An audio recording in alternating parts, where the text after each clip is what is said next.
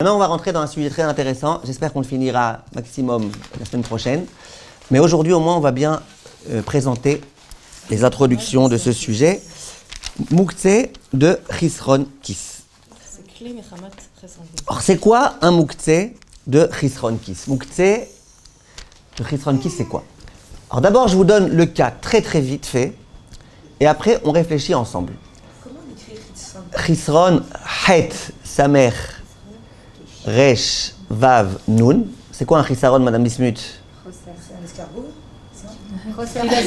Chilazon. Chisaron, c'est Choser. C'est quoi Choser? Un manque. Chisaron, c'est un manque. Kis, c'est quoi? C'est la poche. Un manque d'argent, une perte d'argent. Ça, je savais. Qui c'est avec un trou?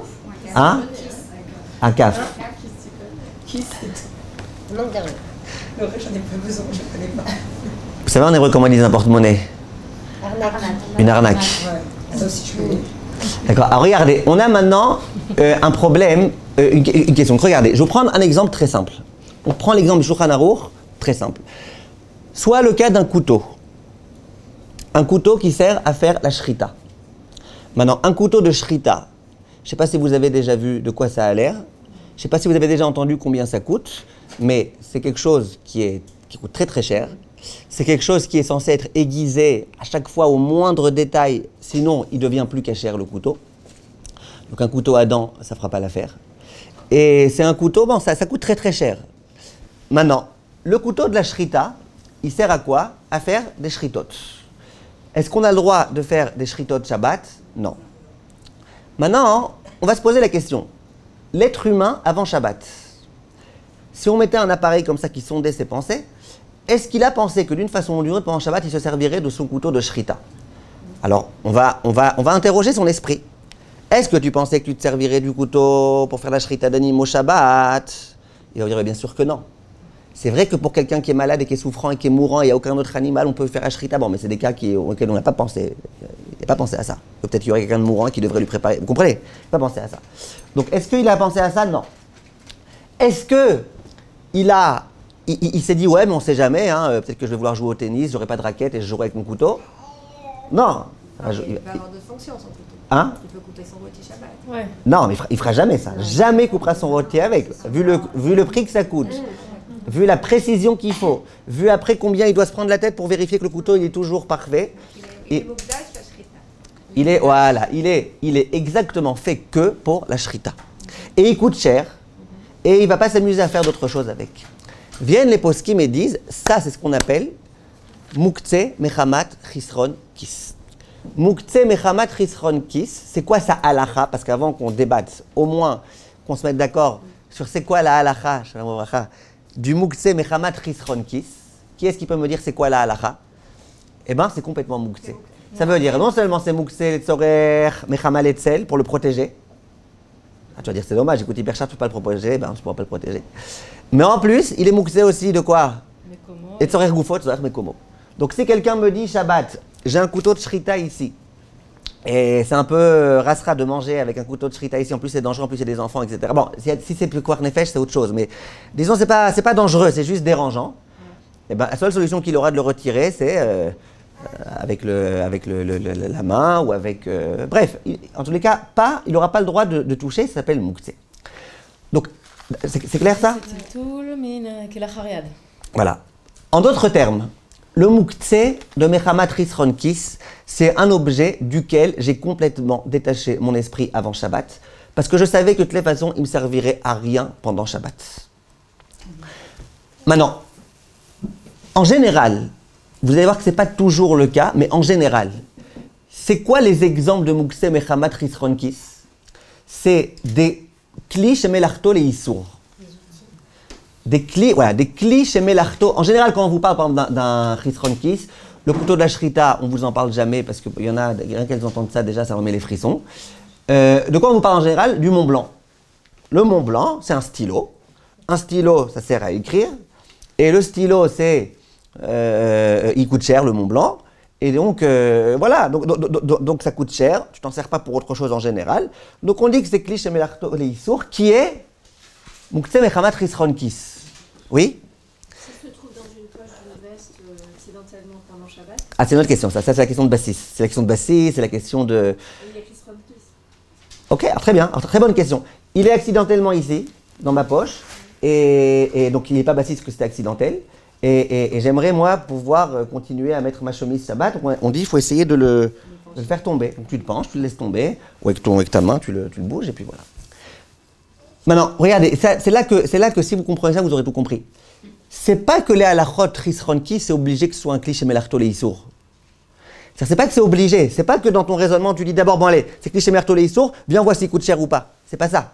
C'est que, en général, la plupart des choses dont on va dire que c'est un risronki, c'est un cliché melarto leissour pour une raison très simple. Je vous donne un exemple. Vous avez un verre, d'accord? Un verre en cristal qui coûte 1000 euros. D'accord? Je vois les gens pour rigoler, ils disent vous avez un verre Khalpéani, ça va, on la connaît la blague. Un verre en cristal, 1000 euros. D'accord? Est-ce qu'un verre en cristal, 1000 euros, c'est cher? Oui. Est-ce que les gens ils vont s'amuser à jouer, à se l'envoyer l'un l'autre comme ça? Non. Est-ce que Shabbat, vous aurez le droit de vous en servir? Vous aurez le droit, Mme Kriev, de vous en servir Shabbat? Si je l'ai consacré avant Shabbat pour ça. Non, vous n'avez pas pensé avant Shabbat. Mais c'est un verre qui, quand vous avez des invités, qui, quand vous voulez vous faire un petit matzav avec votre mari, vous le sortez. Aucun problème. C'est permis. Bon, voilà. Pourquoi c'est permis? C'est vrai qu'il coûte cher. C'est vrai que tu fais attention. Mais c'est un verre. Donc, avant Shabbat, on aurait demandé à ton esprit, dis-moi, tu comptes boire Shabbat? Oui. Et tu pourrais peut-être boire dans un verre qui coûte bien si vraiment il y avait une bonne occasion? Oui. On pourrait le rembourser pour nos enfants. D'accord, mais pas en mon nom. Donc, vous comprenez l'idée? Ça veut dire qu'un verre, il peut coûter hyper cher. Il ne sera pas forcément Moukse Mechamat Kisronkis, puisque, pourquoi j'ai pas détaché mon esprit avant Shabbat? Parce que je savais que son utilisation, c'est une utilisation permise. Pareil, je vous pose une question. Un couteau de shrita, oui? Si vraiment ça coûte tellement cher, pourquoi tu fais des shritotes avec? Parce qu'il n'y a pas le choix. C'est avec ça qu'on fait une shrita. J'ai pas le choix. Donc, si on avait le droit de faire des shritotes Shabbat, ça coûte hyper cher, mais on n'aurait pas détaché notre esprit. Puisqu'on aurait très bien pu faire des shritotes. Donc, qu'est-ce qui fait qu'un couteau de shrita, c'est l'exemple que je veux que vous compreniez, après vous allez voir, qu'est-ce qui fait qu'avec un couteau de shrita, c'est mouxé? C'est qu'avant Shabbat, vous vous disiez, pendant Shabbat, je ne me servirai pas du couteau, parce que Shabbat, c'est assour d'égorger, avec un couteau de shrita. Si vous avez des comptes à rendre, vous pouvez vous servir d'un couteau à pain. D'accord? On ne se sert pas d'un couteau de shrita Shabbat. Et si tu te dis, ouais, mais on ne sait jamais, je pourrais m'en servir pour couper mon steak, non. Personne, quand je dis personne, ça veut dire moi par exemple, je ne me servirai pas de ça pour couper mon steak, c'est trop cher à mes yeux, c'est trop dangereux pour moi qui s'abîme, ça coûte trop cher. Maintenant, si vous posez la question et vous dites, mais moi, chez moi à la maison, oui, je me sers de ça, alors ça, on va y arriver tout de suite. Pour l'instant, je parle de gens qui en général ne se servent pas d'un couteau à shrita pour couper le steak. Par rapport au verre, si c'est par exemple un verre où je sais que je ne vais pas l'utiliser, par exemple ça coûte 10 000 euros ou 20 000 euros et si ça se casse... Or, si c'est un verre de déco, duquel vous mettez vraiment en déco, toujours tout en haut, et que vous vérifiez les étagères tous les 2 jours pour voir qu'elles ne sont pas en train de tomber et tout, alors là, il n'y a rien à mis. Mais vous allez voir, ça je vais en parler quand je vais parler des photos et des cadres et compagnie. Donc, ça dépend Donc regardez, la première donnée, je vous l'ai dite, c'est ce qu'on appelle, donc on a expliqué la notion. Donc si on veut résumer, c'est quoi un kli? C'est quoi un mukse mechamatris ronkis? C'est quelque chose qui n'a aucune utilité en général Shabbat. Et qu'est-ce qui fait que ça n'a aucune utilité? C'est qu'il y a un risque qu'il s'abîme pour faire autre chose. Donc on ne s'en sert que pour une utilisation de laquelle c'était certain qu'on ne se servirait pas Shabbat. C'est clair? Clair ou pas? Donc le préalable, c'est qu'il soit Cliché Melarto Leissour, mais vous allez voir qu'il y a certains cas où bien que ce n'est pas Cliché Melarto Leissour, malgré tout on dira que c'est mouxé. Vous allez voir, je vais vous donner des exemples tout de suite, Bezrat Hashem. Donc ça c'était le premier point. Autre exemple. On va prendre maintenant quelques exemples, juste pour que les choses soient bien claires. Exemple. Il y a des personnes âgées qui ont du mal à lire. Et pour pouvoir lire, elles ont besoin de leur loupe. En général, c'est des grosses loupes comme ça. Elles ont des grosses loupes. Et puis, elles lisent comme ça, difficilement. Mais elles arrivent à lire avec leur loupe. Bon, souvent, c'est des loupes qui coûtent très cher. Est-ce que... Bon, cette loupe-là, si les enfants ils disent « Papy, tu peux me la donner? On a envie de brûler un morceau de papier noir quelque part. » Papy dira « Non, ça coûte trop cher. Hein, j'y tiens, moi. » Mais vous comprenez? On ne s'en servirait pas pour autre chose. Sans compter que brûler du papier noir Shabbat, ça sourd. Mais, enfin, ouais, c'est ma vie. Donc, on ne se servirait pas de ça. Question, est-ce que c'est mouktsé ou pas? D'une part, ça coûte très cher. D'autre part, on ne s'en sert pas pour autre chose. Non, pourquoi? Parce que le papy, lui, il sert s'en servir pendant Shabbat. Si tu lui interdis sa loupe, ben, toute sa lecture de Shabbat, c'est loupé. D'accord? Autre question. La même question, le moré ora. Moré ora, ce qui répond aux questions de halakha, ben, vous les verrez souvent avec une petite loupe comme ça. En général, elle est un peu plus petite que celle des... D'accord? C'est des loupes, ça coûte cher. Une loupe comme ça coûte 300 shekels à peu près. Une petite loupe comme ça agrandit 14 fois la mienne. Et ça coûte environ 300 shekels, quelque chose comme ça. C'est une loupe de diamantaire. La classe! Le diamant, c'est la Torah. Sauf que c'est pas le même salaire. Les pauvres diamantaires, eux, ils n'ont pas le salaire d'un raf qui autorise une femme à son mari. Donc, en tout cas, ce que je veux vous dire, c'est que cette loupe-là, elle coûte cher. Est-ce que je vais m'amuser à faire autre chose avec? Non, je la garde précieusement dans ma poche. J'espère ne pas la perdre.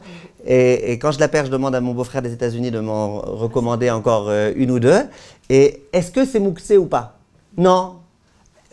Pourquoi c'est pas mouktsé? Parce que je sais très bien que si une femme Shabbat vient me poser une question de Tarat Mishpacha, eh ben, je vais me servir de ma loupe. Ou je peux avoir besoin de me servir de ma loupe. Donc, c'est pas mouktsé. C'est aussi ça pour le châtenay ou c'est que pour la taille? Ouais, il y en a aussi qui se servent de châtenay. Souvent, ils se servent aussi de microscope, mais ils se servent aussi de ça. Autre question. Vous avez, voilà, ça je vous l'ai déjà dit, vous avez un can-can, une cruche. Une cruche qui coûte très très cher, mais vous vous en servez quelquefois. Maintenant, vous lui réservez un endroit. D'ailleurs, on le dit, can-can. Ici, tu le poses ici quelque part, tu ne vas pas t'amuser à le mettre n'importe où. Tu es meyached makom. Mais comme tu sais très bien que tu peux t'en servir dans certains cas, il n'y a pas de problème. Maintenant, prenez le cas où vous êtes une vendeuse. Vous êtes une vendeuse de cruches. D'accord? Et vous avez donc dans une chambre, vous avez toute la poterie que vous avez fait, les cruches, vous avez tout ce qu'il faut.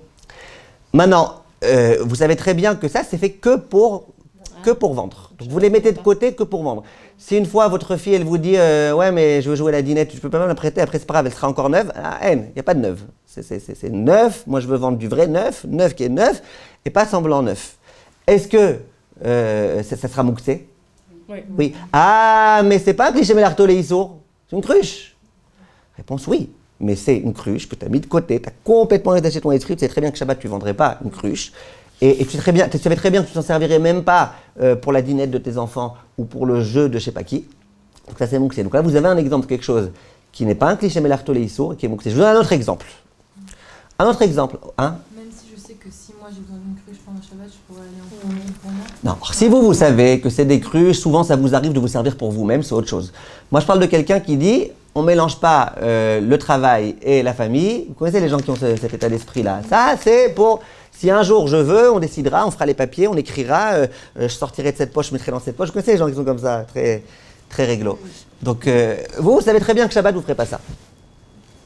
Vous devez demander conseil à votre associé, vous devez lui demander la permission avant, oui. Très bien. Maintenant, je continue avec une autre question. Un étrog, un cédra qu'on achète juste avant Sukkot, et on s'en sert pour Arbat Aminim. Maintenant, le problème du étrog, il est très simple, à part le fait que ça coûte cher. Par rapport à un citron, ça coûte cher. Mais à part ça, non, c'est un citron très sophistiqué. Mais à part ça, il risque de s'abîmer facilement. C'est-à-dire que dès que tu le touches, surtout si tu as des ongles longs, tu risques de le rendre pas soul, tu risques de le rendre pas cachère. Dès qu'il tombe, il tombe comme par hasard, Rock Murphy, sur le pitom. Et donc il se casse, et donc ça te rend pas cachère au moins pour le premier jour. Bref, c'est un problème. D'accord? Mais en toi, tu as acheté ton étrog, tu as acheté un carton de étrog, et ton carton, c'est de surcroît, même pas que pour toi, c'est pour les vendre. Donc tu as intérêt à ce qu'il soit parfait, sinon les gens ils n'achèteront pas. Ton carton, il est là avant Shabbat. Et ton fils, papa, je peux regarder le étrog, papa. Tu céderas? Ou tu céderas pas? Ben vous céderez pas. Non. Et ben donc ça s'appelle, c'est un très bon exemple de quelque chose qui n'est pas du tout cliché mélarto les issour, et pourtant c'est mouktsé mechamat risron kis. Maintenant, si c'est votre propre étrog, à vous, eh ben ça dépend beaucoup de tout un chacun. Il y a ceux qui laissent leurs enfants tranquillement. L'essentiel, c'est le chinour. T'as qu'à regarder ton étrov, regarde autant que tu veux. Maximum, il se casse, on achètera un autre. Et il y a qui disent que non. Pourquoi je vous dis que c'est important de savoir ce point-là, et je m'arrêterai avec cette idée-là pour aujourd'hui. Parce que je pense qu'on peut dire que, et il n'y a pas que moi qui le pense, le Chafetz Chaim il le dit, on peut dire que c'est très subjectif. Cette histoire, et j'en reviens au couteau de Shrita de Madame Ganem qui veut couper son steak avec, on en revient à une question très subjective. C'est quoi Chisron Kis? C'est combien? C'est 1 million, 1 milliard, 200 shekels, 100 shekels?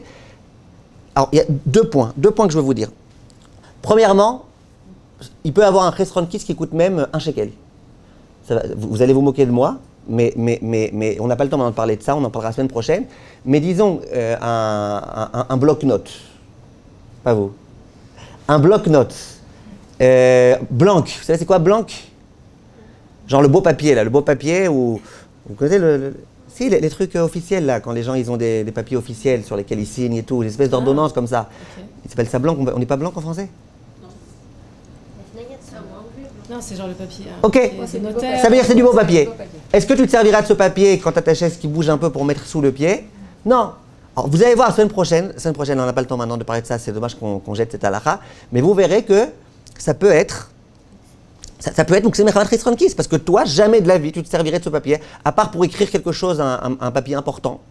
Alors là, écrire Shabbat Zazo, mais sinon jamais tu te serais servi de ça. Donc c'est quoi? Donc c'est Muktzeh. Maintenant, ça c'est le premier point. Donc premier point, c'est pas une valeur absolue, c'est pas un prix absolu. Mais deuxième point, et c'est là que j'arrive à mon subjectif, c'est très très très subjectif. C'est-à-dire qu'il y a des gens, leur stylo Bic à 2 shekels, quand ils l'ont perdu, ouais, je l'ai perdu, oh non, oh non, pourquoi c'est toujours à moi que ça arrive? En plus c'était un vrai, c'était pas une imitation à 20 gourottes, 2 shekels, c'était un vrai, vraiment, pourquoi toujours à moi ça m'arrive sans arrêt? Voilà. Et t'as d'autres gens, ils ont perdu leur Mont Blanc. Ils disent, ben, j'ai perdu mon Mont Blanc. Voilà. Ça peut arriver à tout le monde. C'est pas l'Himalaya. J'ai perdu mon Mont Blanc. 1 de perdu, 2 de retrouvé.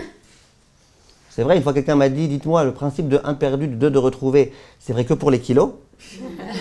Non, peut-être pour les Mont Blanc aussi. Ce sera plus ton Mont Blanc, ce sera mes blancs. Mais en tout cas. Je crois que c'était 10. Ah? Je crois que c'était 10. 10 quoi?